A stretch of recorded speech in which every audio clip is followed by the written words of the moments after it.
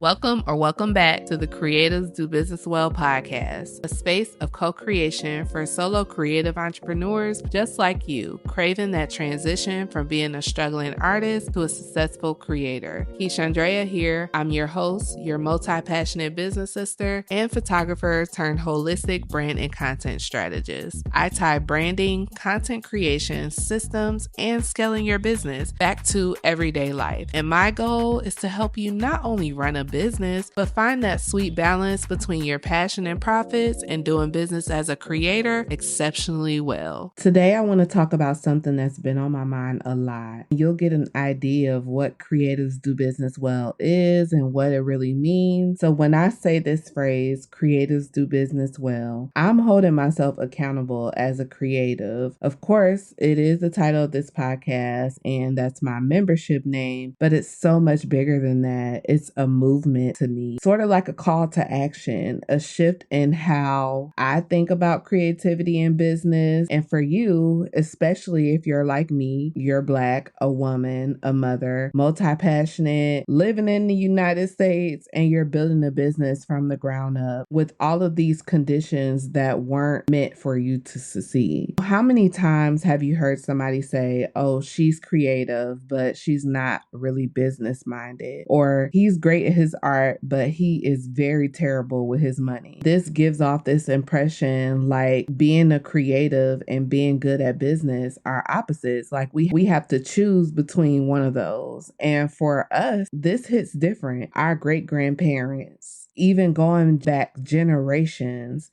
they're fighting against entire systems designed to keep them from building any kind of wealth at all, like social media and digital products, influencer marketing, brand deals, affiliate marketing. All of this, they didn't have access to anything remotely close to this. And while it's not perfect for us, I'm sure that they would have loved the same opportunities that we have. So just think about most of our ancestors. They had all of these incredible gifts. They could cook, they could build, paint, make music that moved people. But how many of them got to turn those gifts into businesses that created real freedom? How many of them had access to business loans, business education, or mentors who looked like them and had the same experiences as them? And how many of them were able to pass down not just their talent, but their business wisdom to monetize those talents? I even think about my own great-grandmother, Josie B. Caldwell. She could make clothes. She taught my grandmother how to make clothes. My grandmother taught my mother. She taught me. She taught my sister. I remember her making these twin outfits for me and my sister. There's a picture somewhere in the archive somewhere with that. But my great-grandmother was mostly focused on taking care of her home. Sewing was just something that she did on the side. Not because she wasn't talented enough or dedicated enough, but mostly because the world didn't make space for her to be both fully creative and fully compensated for that. I even think back to this moment a couple of weeks ago when my grandmother Ruby, she spoke this prayer over me, and she was so spot on. I didn't even know that she understood me like that, but she spoke to everything that I'm going through right now, and she spoke life over my situation in great detail. And while she was praying, I'm sitting there thinking most of the time, like, man, how does she think of all of that on the spot and literally be so spot on? She could really be a motivational speaker. They seriously have TED Talks that could not compare to this prayer. But I don't even think that she sees it the way that we probably do with the opportunities that we are afforded now, and that she could do so much more with that. That's really why this concept of creatives do business well matters so much to me. We're reclaiming something that was kept from us. It's about saying, no, these aren't separate worlds. I don't have to choose between my creativity and my financial success. This is why I feel like most creatives struggle in business. When I look around today, I see so many talented people, writers, artists, musicians, designers, bakers, you name it. They are stuck in in this mindset that they can either honor their creativity or build a solid business, like it has to be one or the other. They'll say things like, I'm just not good with numbers. I don't understand marketing. I'm an artist. I'm not a content creator, or I'm not a business person. And I can't even lie. I've said these things to myself at one point, but we say them because we've been taught to believe them. But who taught us that? And why are we still believing it? This problem runs so deep though. Most business models and systems weren't built with creative people in mind. They were designed for linear thinkers, not for people whose minds jump between ideas, who work in bursts of inspiration and a lot of rest in between, the people who need space to experiment and play. So when we try to force ourselves into these very strict business structures, we end up feeling drained of all of our creative energy. We feel like we have to become somebody else to succeed. Like we have to put on our business hat and take off our creative hat at the same time, as if they can't exist at the same time. And especially if you're multi-passionate like me, the traditional business advice to niche down and focus on one thing can feel like you're being asked to cut off parts of yourself. And it creates this constant internal battle where you always feel like you're doing business wrong because your natural way of being doesn't fit this way that they told you had to be. We hear all the time, you can't be a photographer and a designer. You'll confuse your audience. Or when somebody says your brand is all over the place, just pick one thing and stick to it. Or my personal favorite, jack of all trades, master of none, which they're getting wrong anyway. That's not even the whole phrase. It's like all of these things somehow makes you less professional or less committed to something. And it can show up in other ways in our business too. Like when you're creating your website and you're trying so hard to fit all of your offerings on a single page, or when somebody asks you, so what do you do? And you freeze because your honest answer would probably take you about 5 minutes.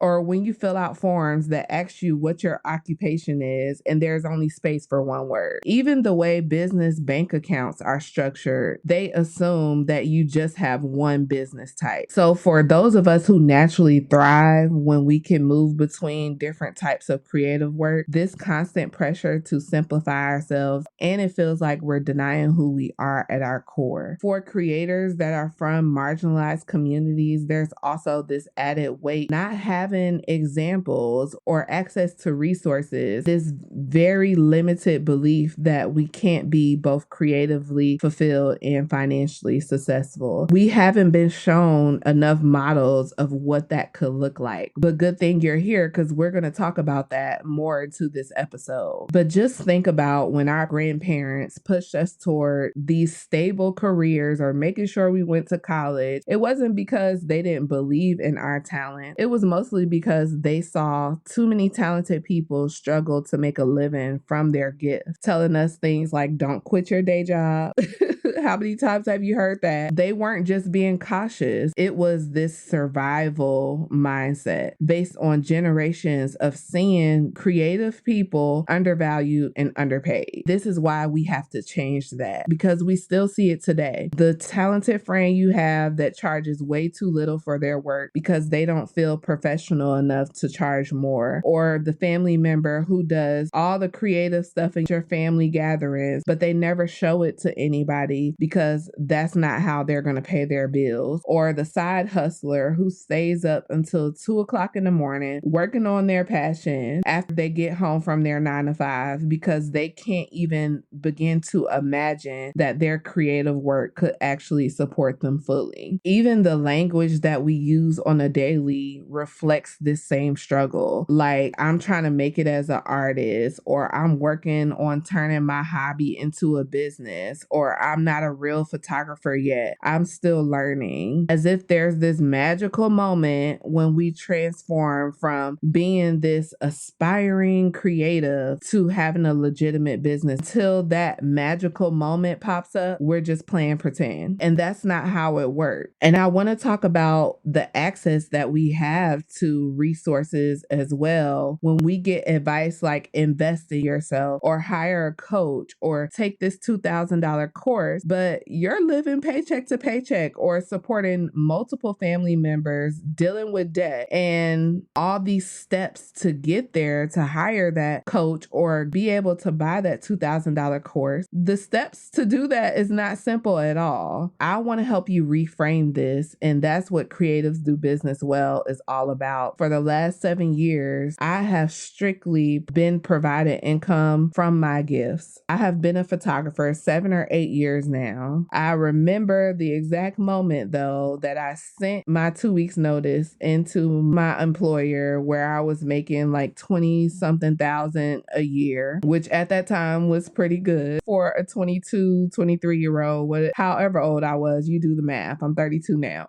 But I say all this to say that it's possible. You can be successful. You can make money from your gifts. It can provide a living for you. The skills that made you a good creative, the problem solving, thinking outside of the box, connecting with people emotionally, being able to see possibilities beyond what's directly in front of you. These are exactly the skills that make the best entrepreneurs. Your creativity isn't separate from your business. Both of these together is a superpower. And when I say creatives do business well, I'm talking about a way of building business that actually works with your creative nature instead of against it. That means you don't have to follow somebody else's strict formula for success, or suppressing all of these passions and interests that you have, or working in ways that drain your creative energy, or even having to adopt a whole different personality when you're in quote unquote business mode. And instead of doing this, you can build systems that support your natural creative flow, communicating and marketing in ways that feel authentic to you, pricing your work in a way that honors both your gifts and your community, and creating business models that gives you the space to breathe and experiment and create on your own time. It even goes beyond what we can do for ourselves. When creators from our communities do business well, we create jobs, we create wealth that can be passed down, create spaces where other creatives can see what's possible. I always think about what it would have meant for my grandmother to have the tools, the knowledge, the support to turn her sewing talents or her ability to speak so well and be so quick in the moment into a thriving business. What that could have meant for her, what it could have meant for her daughter, which is my mother, for me, my kid. That's the kind of generational impact that I'm talking about when I say creatives do business well. Healing all of these old wounds and creating new possibilities for ourselves. And what does this really mean for you right now? It means that you can stop trying to separate your creative self from your business self. They're not enemies. They are partners. They are working together. And the same imagination that you bring to your creative work can be applied to how you structure your business, to how you market, to how you solve problems. It means that you can approach business as a creative practice all in itself, something that you can shape and mold to fit your unique way of working and living. You don't have to force yourself to fit somebody else's system. You are creating your own system. And the very thing that makes you the best creative, the way you see things, the way you can connect the dots, the way you express your ideas, these are the exact qualities that are going to make you successful in business. You don't have to do it alone. This is why communities matter. This is why seeing examples matter. This is why having these conversations matter. So we can all start to see that there isn't just one way to do business successfully. There are as many ways as there are creative people out here trying to make it work. That's what creatives do business well really means. Not that you have to become someone else. You get to bring your whole creative self to how you build and how you run your business. I'd love to hear your thoughts on this topic. I have some prompts for you. What's one way you felt the tension between your creative self and your business self? Has traditional business advice ever made you feel like you had to choose between creativity and success? Which of your creative skills do you think could actually be a business superpower if you used it differently? What would your business look like if it was was built around your natural creative rhythms instead of fighting against them and trying to fit into some other mold. To continue this conversation, follow me on Substack. I've linked that in the show notes, where I get deeper into these topics in a writing format. But you can also join the Creatives Do Business Well community, where we put these concepts into practice together, get a little bit more into these episodes, and support each other on this journey. Inside the membership, I've created different paths because I know that not every creative entrepreneur is in the same place. So in the free plan, this is where we continue the conversations from the podcast. It's a space for community, connection, and ongoing support, so you're not figuring this out alone. Then we have the branding path. This helps you clarify your brand, get recognized, position yourself in your industry in your own way. We have the marketing and content path. This is for creatives ready to build sustainable marketing strategies that feel natural and convert effortlessly. And then we have the business scaling and systems path. This is for those that are looking to create structure, they're looking to automate, and they're looking to scale while also at the same time